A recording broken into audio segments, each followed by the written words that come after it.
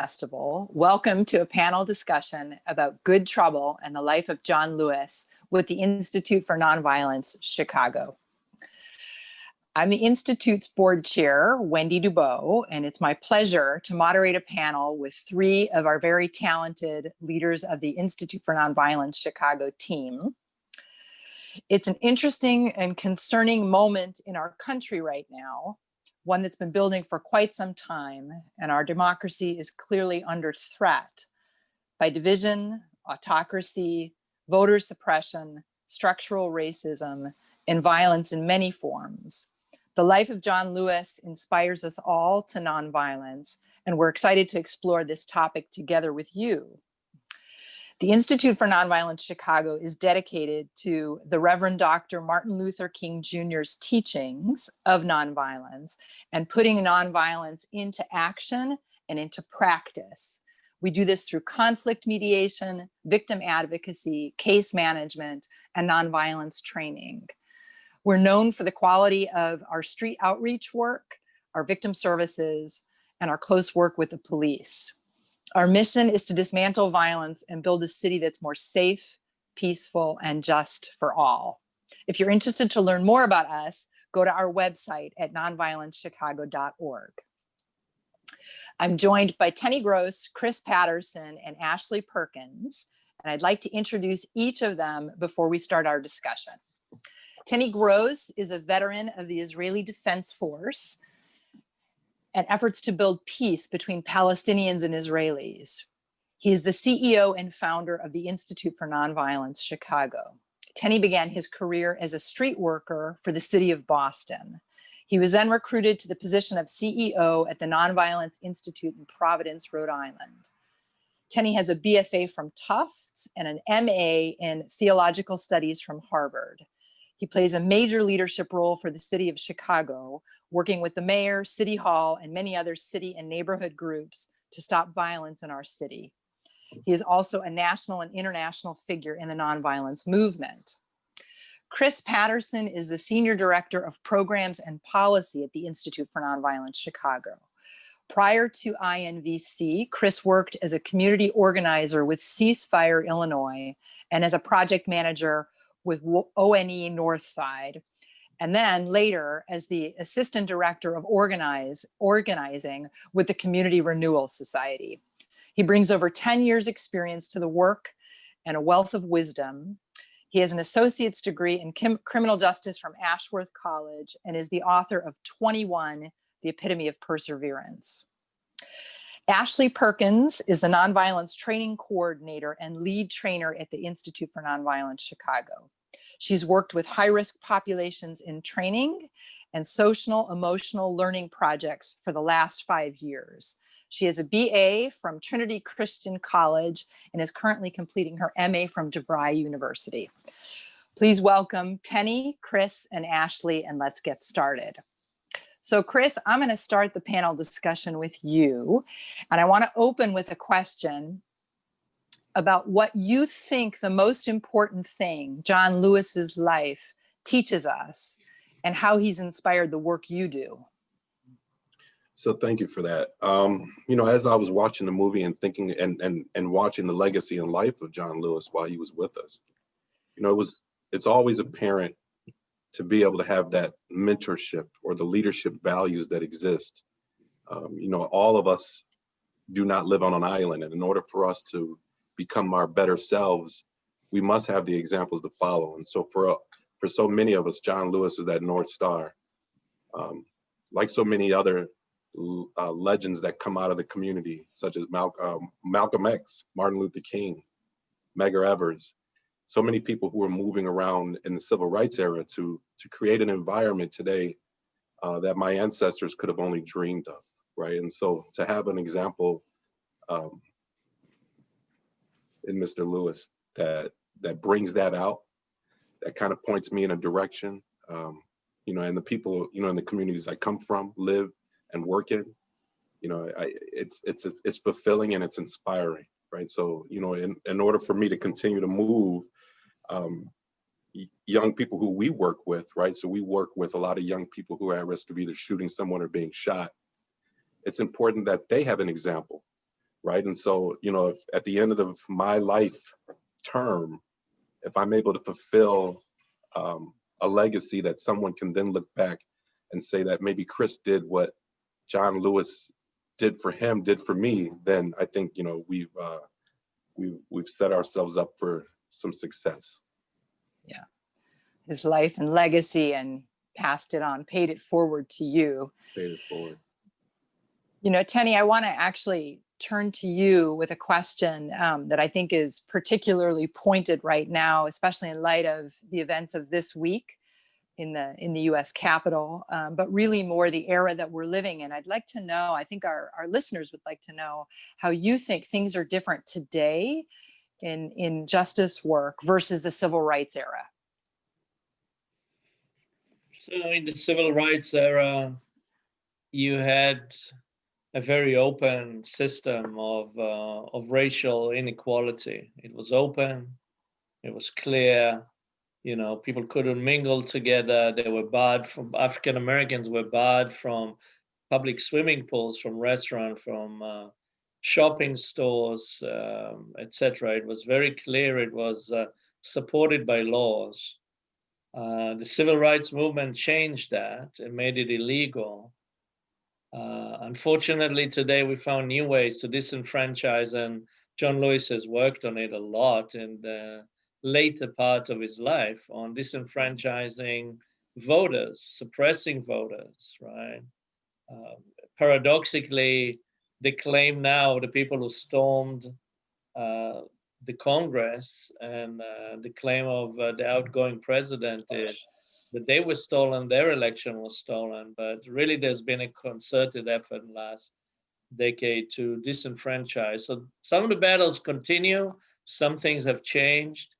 I think that in the civil rights movement, women were not, they were leaders, but they were not sort of allowed to be in front of the cameras. It was a male dominated in terms of visuals, even though women did they ran a lot of the offices in the South for SNCC, for Student Nonviolence Coordinating Committee, as well as for King's and other organizations, but they were not allowed, like Ella J. Baker, they were not as known as the male leaders. I think now we see with Black Lives Matters and with Stacey Abrams, we see a different a change in that, a welcome change, a rightful change. And then, of course, there's the social media that has changed. There was a lot of smart use of media in the 60s. In fact, the cameras helped really force the American government to change. But social media today creates its own challenges.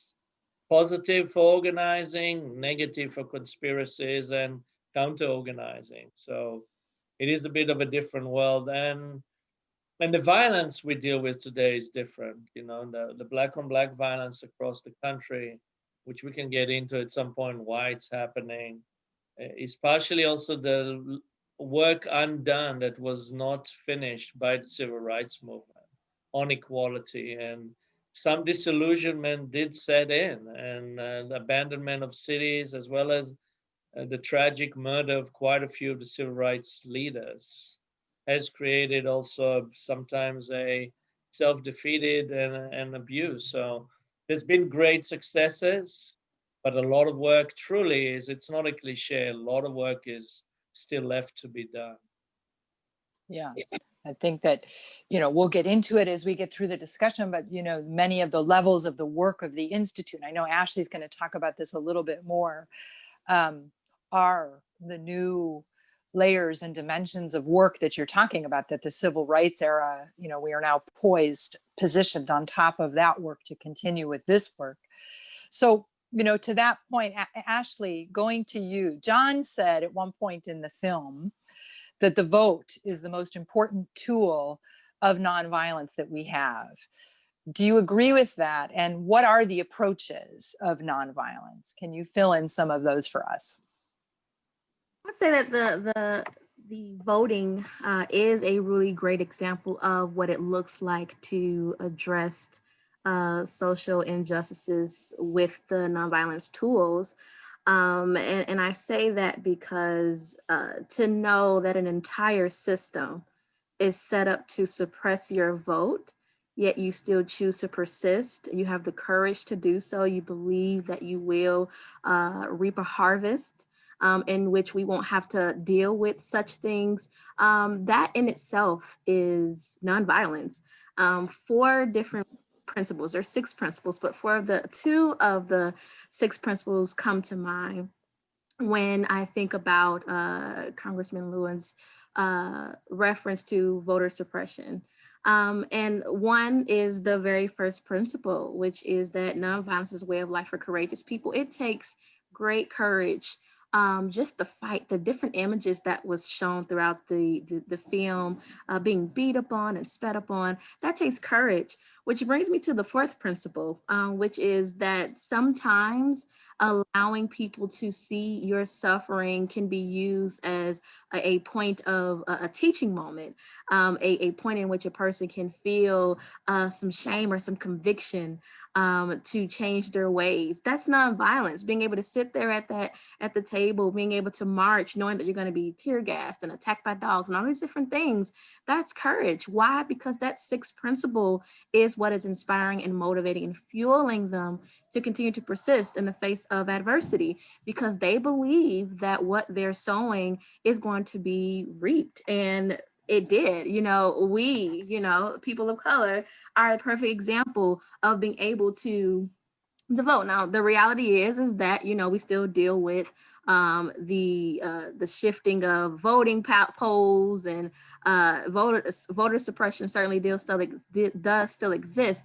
But just the mere fact that we at least can look at the work that John Lewis and people like Dr. Martin Luther King and things of that sort have done to get us to this point, just the fact that, I can, as a woman of color, go and vote, that in itself speaks completely to the 6th principle of how the universe is on the side of justice. They dealt with what they dealt with. They endured what they endured for that very reason. So, yeah. He says at one point in the movie, I thought it was really piercing, where he says that nonviolence is about the patience and the courage and the commitment to be spat on and be beaten, and to do that to give the other person the chance to change, which is unbelievable. Ashley, just maybe since you referred to, what are the 6 principles, so everybody knows, of nonviolence? Just quickly, if you say what they are. Yeah, sure. So the first principle, and don't mind me, they may be out of order. I may say the ones that's my favorite first. But the first principle is nonviolence is a way of life for courageous people. The other is build the beloved community everywhere you go. The other is it speaks to how we have to curb and get control of that internal so that it doesn't manifest to the external conflict. And then we have the 4th principle, which speaks to how, like you said, giving opportunity for people to change. And then the other is that the universe is on the side of justice. And I felt, and attack forces of evil. I was like, come on, what's my next one? Attack the forces of evil, not persons doing evil. So those are the 6 principles, not in any particular order. That's beautiful. We're going to come back, I think, to a lot of those in the rest of the discussion. And in particular, we're going to come back to you on the beloved community, because it's something we want to talk a little bit about. But Chris, I want to go back to you, still in this moment of time that we're in our country, and also hopeful in this moment too. We've got a new administration coming in 4 years ahead. So I think it would be interesting to hear what you think is important for the next 4 years ahead, which new bridges we need to cross, and frankly, what good trouble we should be getting into. Yep. So I think that's a great question. And, with this crisis comes opportunity. And, the next 4 years, what I would like to see, I think we have a great opportunity to actually manifest, is attacking the root cause of why issues appear in the first place. Since there's been, in a lot of ways, there's been some really progressive events that have happened since civil rights, and in a lot of ways, very stagnant movement. Schools, elementary schools and high schools in the areas in which I grew up, and the institute now works in the city of Chicago, no one is volunteering to send their children to those schools from out of the area or out of the district. So those schools are not funded and supported in a way that, you know, we should be proud of, to know that we're educating third grade and fourth grade students at a dismal, you know, funding stream, right? So I think that the idea to be able to address not only programming for programs, say, like the Institute for Nonviolence and other organizations who are doing great work on the street, because there has been a lot of conversation around how to stop gun and gang violence. But oftentimes, those conversations don't deal with the root cause of why those issues are happening. And I think, you know, with an administration that is listening, has an ear to the streets, listening to the people, it would be imperative for us to send that message that in order for us to make communities, one, safer, but then whole, and then for healing to start, you know, and an investment has to be made in the systemic racism and structural racism that has existed for, you know, more, you know, at the beginning of time for Africans here in America. And so, you know, I really look at this opportunity as a reset if we look at it the right way, if we approach it in the right direction. But we've come a long way, right? So that's not to say about, you know, taking anything away from it, but, you know, from the, you know, the kind of shoes that I put on a day-to-day basis, we got so far to go. And, you know, if we can kind of push a message around, you know, providing programming for direct services, which has always been kind of the go-to, you know, for our liberal forces and those who support the work that happens here in places like Chicago, New York, and Los Angeles. But, you know, Martin Luther King spoke about, you know, the economic liberties that needed to exist in order for the people to get out of the hole they were so far dug in. And I think that in order for us to really turn a corner, if we could use the next 4 years and really addressing root cause, you know, I think violence does go down when people feel whole, when people feel part of a larger beloved community. And the federal government has the power and the might to sometimes do that in other countries. And I think it's pretty simple in comparisons to do that in places like Austin that exist in the west side of Chicago here. Yeah, I think that's really hopeful, and it's kind of like we have to go deeper. So the good trouble that people need to really get into is systemic change. That's right. And getting to root causes like income, education, health, and safety that really undergird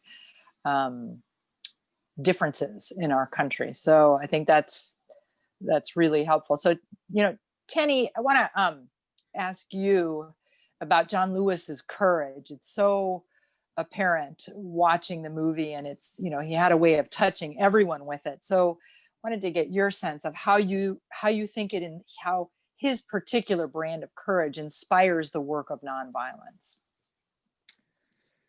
So there's a part in the movie where Bernard Lafayette, who I know, and actually started a nonviolence organization in Rhode Island where I previously worked. He's one of the giants of the civil rights movement.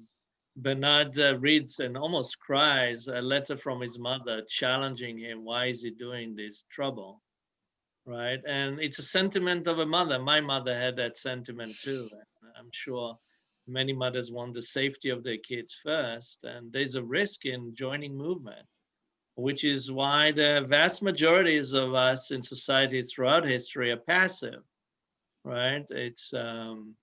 It takes a small group of people to drive change, and that is still true. And there's a moment there in the movie when through the trainings with Dr. Lawson, who trained influential on King and others, Lafayette and Lewis are kind of radicalized, and they know in the sit-ins in Nashville, there's no turning back, that hitting them, etc., they're sort of inoculated to it. They will survive through it, and there's not going to go back. So the courage that he exemplifies, and really kind of, I got introduced first to SNCC, which he ran when I was a first-year student here in the United States following my military service. And I was both a little bit ashamed and stunned. You know, in the Army, I had to have a certain level of courage, but I had weapons on my side, like literal weapons. And the fact that these young people in the hostile South of the time, where there were a lot of casualties, people were killed in the South during the movement. This was not a theoretical nice thing to march, as now sometimes it looks like. They went to places where people would kill them. The KKK was part of, they had a lot of people in the police and in the state police, etc. This was a very dangerous activity. And he displayed two kinds of courage. One is a physical courage, taking beatings. And I think Ashley talked about that. Those beatings on camera changed the United States government's decision. It was not pleasant for the United States during the Cold War to have the Russians and Eastern Bloc and the Chinese talk about lack of freedom for Americans, right? That was a real calculation here, and it really drove change. But the other courage is the spiritual courage, and there's a certain dignity later in the movie where other people are talking about him, how he wouldn't do certain things. He wouldn't demean his opponents. There was this gentle strength. He's sitting, I think it was around healthcare in 2018 when Trump wanted to cut it.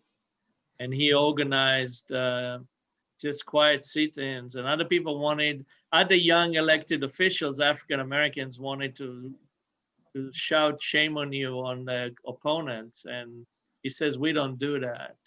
And that sort of civility and gentleness, which for some people look like nonviolence is passive, it is not. It's a formidable force, but you got to stick to certain principles. You cannot do both. And I know I don't live up to his standards. My heated Serbian and Israeli blood sometimes gets the best of me. But he did that. He demonstrated two forms of courage. One is physical, but the other one, the internal one, which nonviolence really talks about, training you internally, spiritually. He had a spiritual courage. And it brings that the question to the audience, and the question I ask myself, am I always on the right side of history? On our relationship with the police? On Israel, right? Am I on the right side of history in terms of African Americans? As much as I'm part of the cause in that, we need to ask that ourselves, and especially those of us who are descendants of the Holocaust. I lost a grandmother in Croatia who kind of got resurrected. We were a minority that were not accepted to many places, and now we are. Do we forget then other minority struggles? Do we now fall into neoliberalism where the schools that Chris had to grow up with are defunded, and we're okay with that?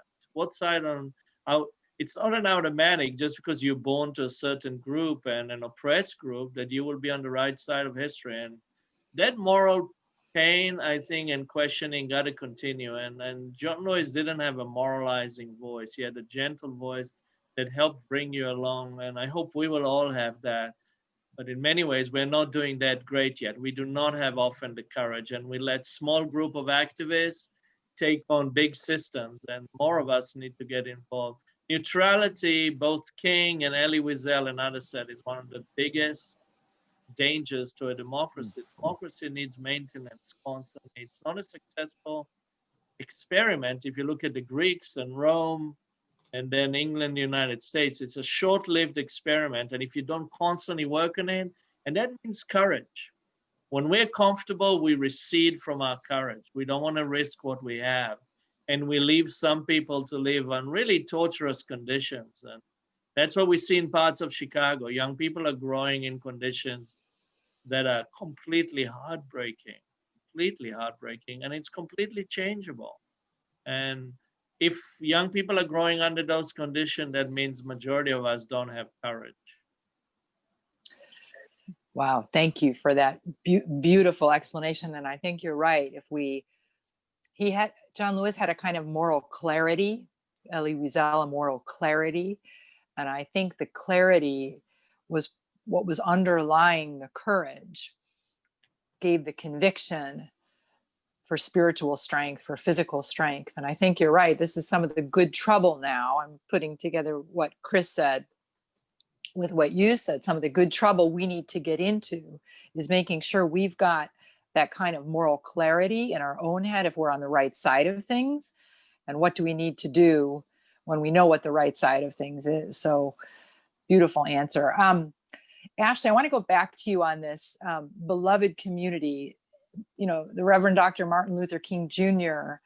talked a lot about the beloved community as the vision of what we all should be striving to. And I found it so interesting in the movie, so beautiful in the movie, that at the very end, John Lewis is also describing the beloved community. And this is also something that the Institute for Nonviolence Chicago, if you go to our website, you'll see it's something that is very much a part of the Institute's vision. So I think it's helpful for everybody if they just hear a little bit about what the beloved community means and how we build it. Yeah, for sure. So the beloved community is in place to challenge the way that we view people, human beings. So the beloved community is a sisterhood and a brotherhood in which there is what is this collective understanding of what is wealthy. And that wealth is love, justice, and equality. And we here at INVC, when we're training, we emphasize compassion, we emphasize equity. And so this brotherhood and this sisterhood, the reason why that is the relationship that is used in comparison, in which we are to strive to interact with one another, is because the beloved community is not this utopian, peaceable kingdom. You know, you're not going to always agree. You're not going to always like what your brother and your sister is doing. Yet again, if you think about your actual sibling relationships, you deal with it. Why? Because you love them. And I think about something that John Lewis said when they were showing some footage from when he was younger, how he was being beat upon and they were pouring milk all on him. And he said, and yet I still have to love these people. That's the beloved community, you know, not going to always be in agreement, you know, and I know that there are, as you know, Tenny always says, hey, my Serbian blood just won't let me behave as much as I need to. But, you know, something that was always also mentioned is that, you know, nonviolence is not passive, you know, it's dynamically active. And so because I am choosing to refrain physically from you, my intellect is very much so active and at work. I'm using creative tension. I'm being strategic because my goal is to maintain and preserve this beloved community. Let's disagree, but still be in community. Let's not always like one another, but still be in community. And so there's 4 responsibilities that support us. You know, there is both a spiritual component of nonviolence, but then there's also a practical component. You know, it's holistic. You know, we can't just curb our nature without practical change being soon to follow. And so we have our principles that serve as, you know, what curves our nature, you know, but then we also have our steps. And then with the beloved community, there's 4 responsibilities that we are to pull from when we are seeking to maintain and preserve our relationships within the beloved community. And that is educate, that is to sustain, that is to console, and that is to celebrate. And this is carried out on 3 different levels. You know, change begins with us first, and then we're able to model it and be an example in our relationships. And then once we've done that, then we carry that beloved community, making reference to that second principle again.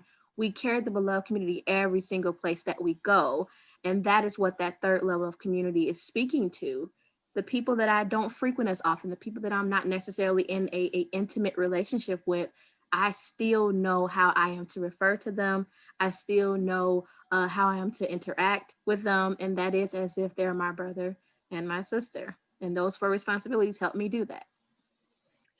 You know, I think it's so interesting that, you know, the more you learn about nonviolence, the more you realize it's not only the moral clarity and the courage, there's a vision of how community can and should be together. There's kind of a roadmap to what it looks like of a beloved community to interact with each other. And if you're curious about this, you can find more about it on the Institute's website. It's really very interesting. And these were the teachings and principles of Reverend Dr. Martin Luther King Jr., and it's coming through all the action and nonviolence work of the Institute today. Chris, I'm going to shoot back to you.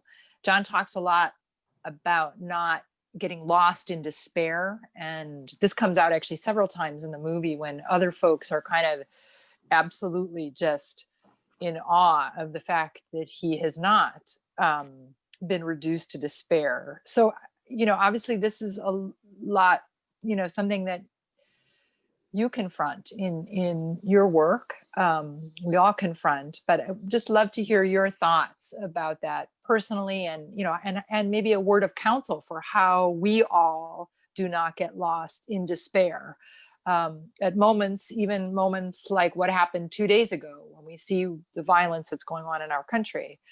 I think you have some words of wisdom for us. Yeah, so the journey and the trek for African Americans here has been long and hard, right? And so if you're alive in James Baldwin said to be Black in America is to be full of rage, right? And on a consistent basis, right? And so for so many people who are seeking justice, that still rings true in 2021. Now, it's easy to kind of get lost in what is going wrong, right? And I think sometimes that's kind of like where the human mind ventures, right? Obviously, the most obvious wrongs that are happening. But what we've seen is we've overcome. We're resilient people, and people all over the world have shown resiliency, and that's just the human nature, the beloved community that we speak about. And if I think about, again, mentioning my ancestors who I've been in deep contemplation about this whole year, and thinking about their dreams and desires as those whips were slashing across their backs, as they were on those ships headed over here to the unknown, I could imagine just them wanting better for their children. And I'm one of those children. Ashley's one of those children. And if they could see where we're at right now, I'm sure they'd be so happy and so proud, even though we don't feel we are where we need to be. And so we've come a long way. We've got a long way to go. And I have the same dream for my grandchildren who are coming up. I want them to be so much better off than I ever dreamed. And so that's my work, right? And so there's so much good work that's going on. The Institute is made up of about 90 staff members, and 90+% of those staff are people who have lived experiences. And that means people who have been former gang members, people who have been formerly incarcerated. There was a time in their life when their mothers were praying for them to come off the street or to finish a prison sentence and come home healthy and healthy minded and be a productive person. And now here it is, those staff members are saving other people's lives. Right. And so the passion, being able to mentor each other, to be able to have the support of one another and get people through the hard times that they endure so that they can be their best selves. Right. And so lastly, I think about the participants we work with. We've got, since the Institute started 5 years ago in February, I think we've hired 10 or more people who started out as participants.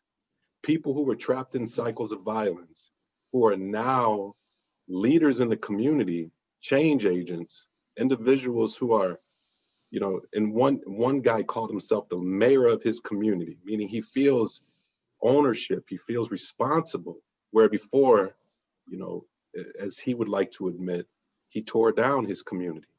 And so I see a change in character, a change in hearts, a change in mind around nonviolence and the work that, and what's coming. And there's a fire that's burning in the bellies of the world, and particularly America right now, for change. People have stepped up who maybe just a few years ago rolled the bench.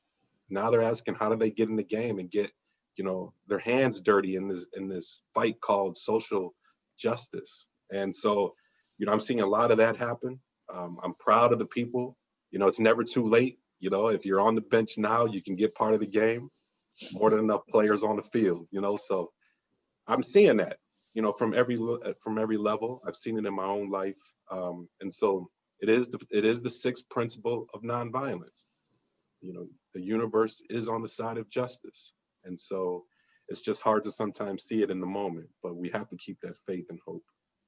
I feel like your answer just gave me a lot of peace. I'm like breathing deeper just listening to you. So Tenny, I'm going to close out our discussion with you. Final question. What gives you hope right now, especially as we head into this new administration over the next 4 years?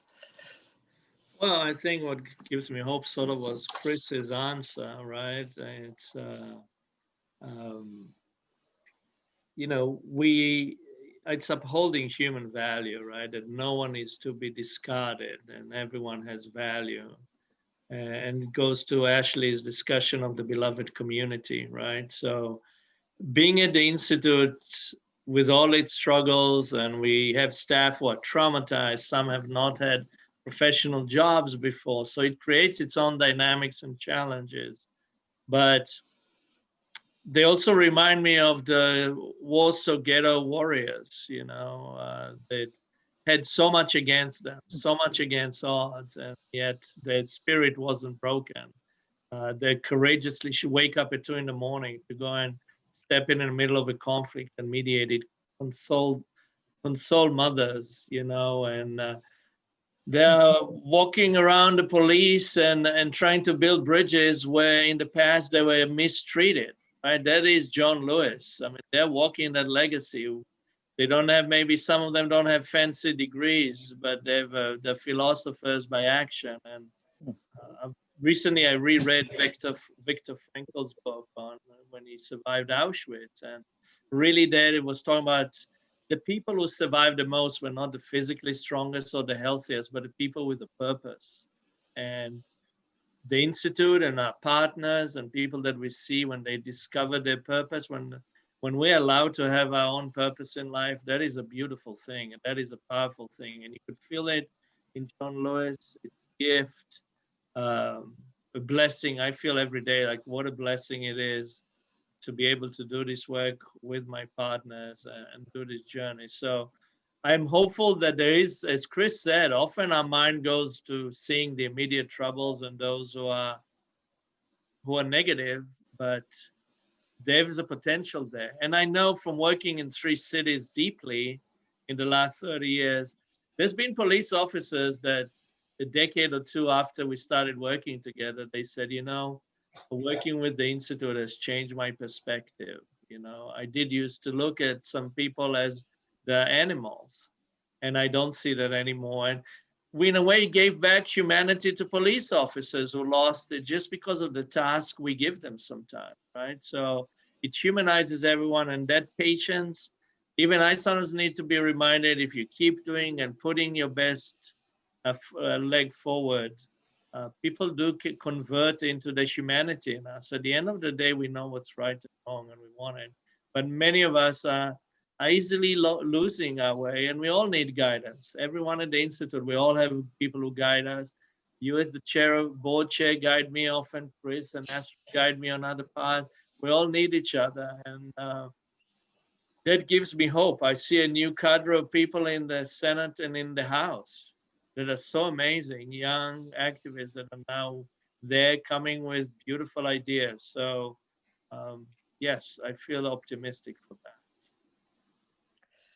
Okay, we've come to the end of all of our questions. I want to thank all of our panelists for their beautiful and uplifting, buoying answers.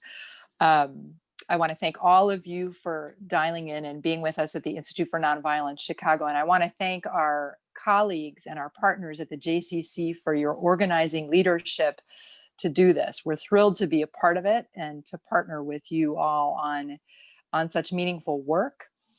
And I want to harken back to some of the things our panelists said. Actually, I think it was a combination of Tenny and Chris together, that we're really in kind of the perfect moment right now for each of us to take stock and sort of seek our own moral clarity about the good trouble we need to get into. And I hope that the film and today's discussion helps each of us as we think about what we want to do, what kinds of arms we want to pick up in a nonviolent way to fight the right battles and be on the right side of history and to engage. And I think Chris gave us some really good thoughts about some of the systemic issues and deeper rooted issues we need to think about and work about to get to that beloved community. So if you're interested to learn more about the work of the Institute for Nonviolence Chicago or support us, as I mentioned at the beginning, you can go to our website, nonviolencechicago.org. And I should also mention to all of you, since you tuned into Good Trouble, we will be hosting 2 virtual events on January 18th.